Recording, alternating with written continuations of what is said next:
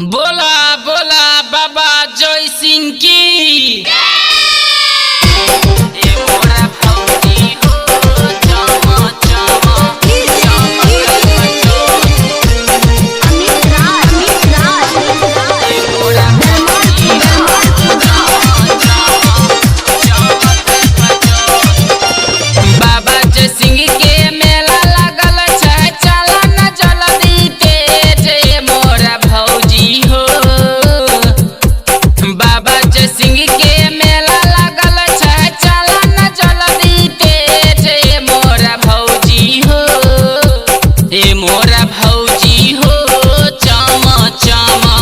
चमक पचोते मोरा भौजी हो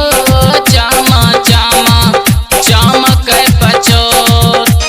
बाबा जय सिंह के मेला लगल छै चला न जल्दी तेज मोरा भौजी हो हे मोरा भौजी हो चमक पचोते मोरा भौजी हो चमक पचोत।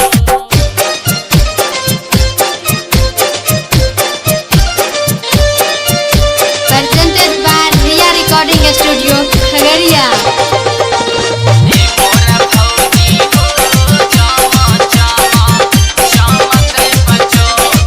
सभे घुमा तारे जय सिंह के मेला में बड़ा निक मेला लागे पचोत गाँव के टोला में सभे घुमा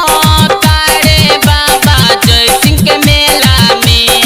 बड़ा निक मेला लागे पचोत गाँव के टोला में मानिला हमर बात तोहर घटे नहीं में जय मोरा भौजी हो ए मोरा भौजी हो चमक पचोते मोरा भौजी हो चमक पचोत।